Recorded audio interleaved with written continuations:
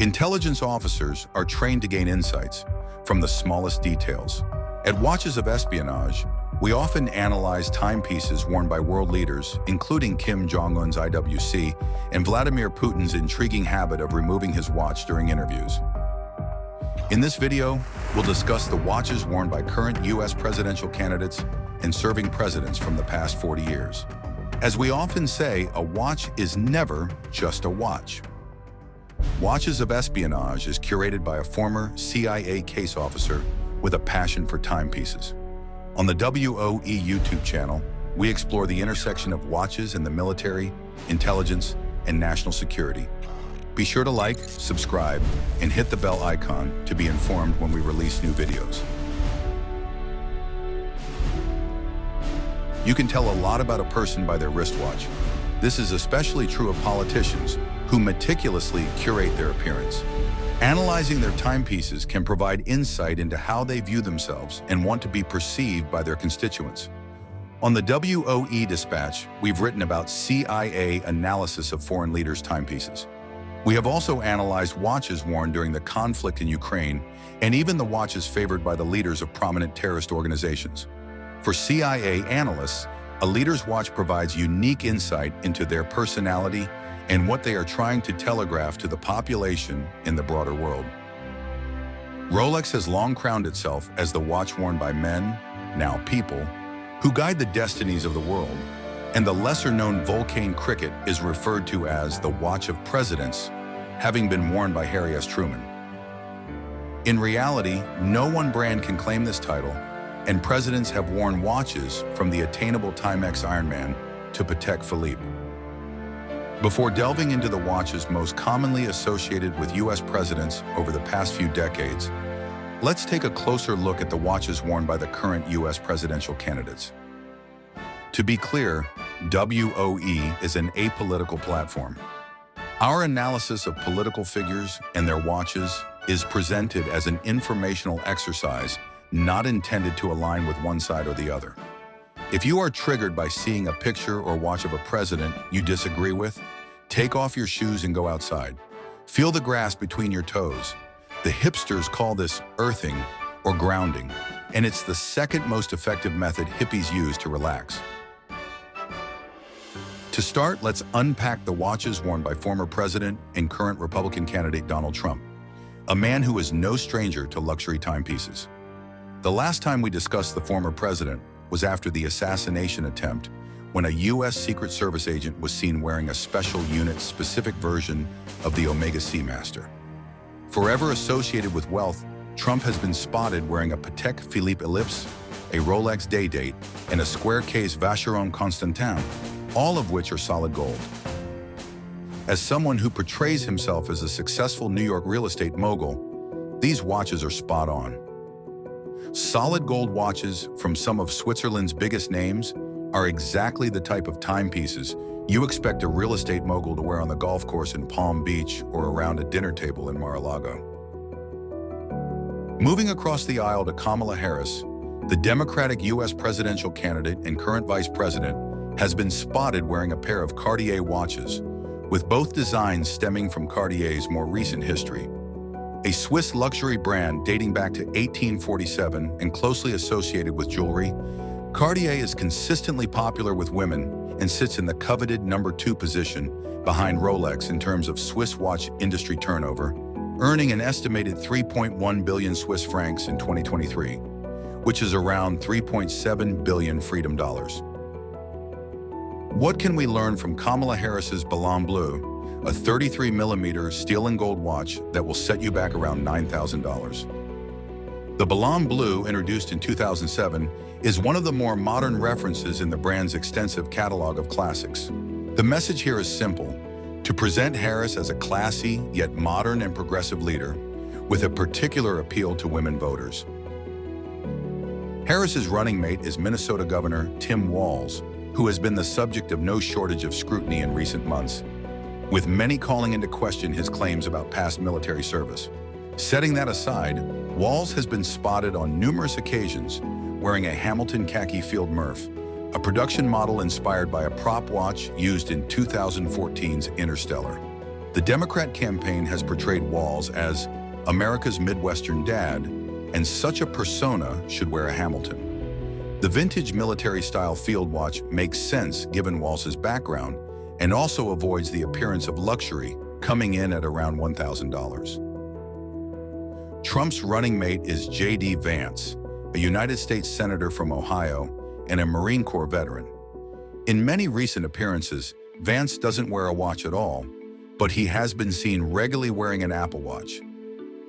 We have discussed the counterintelligence risks of smartwatches, but what conclusions can we draw from a young politician wearing an Apple Watch? As is well documented in his memoir, Hillbilly Elegy, Vance presents himself as a rags-to-riches story, growing up in a low-income household in Ohio and working his way through the Marine Corps and Yale Law School before ultimately becoming a successful venture capitalist. The Apple Watch is a clear sign of youth and tech savviness, something that many would say is lacking in senior levels of elected U.S. officials. Moving chronologically back through U.S. history, we then have President Joe Biden, a president who can claim to be a real watch nerd, with a collection including an Omega Seamaster Professional, a Speedmaster Professional Moonwatch, and a more modest Seiko chronograph.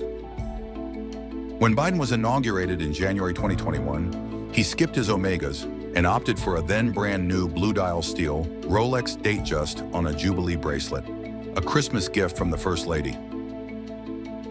It's interesting to note that while Rolex certainly has deep roots with U.S. presidents, before Biden and Trump, there was a decades-long period of presidents leaning into the so-called plain folk propaganda methodology, a technique presenting the president as someone relatable, someone you would want to have a beer with, someone like you. 44th President Barack Obama was a great example. Serving 2 terms, President Obama is most often associated with a York Gray Secret Service chronograph, which was reportedly a birthday gift from his protective detail before his inauguration. The quartz chronograph's black dial has a U.S. Secret Service insignia at the 12 o'clock position. We have previously detailed watch culture in the Secret Service on the WOE Dispatch, and this watch is available in the White House gift shop for $450. Since leaving the Oval Office, Obama has been seen wearing a Rolex Cellini, a far less modest watch.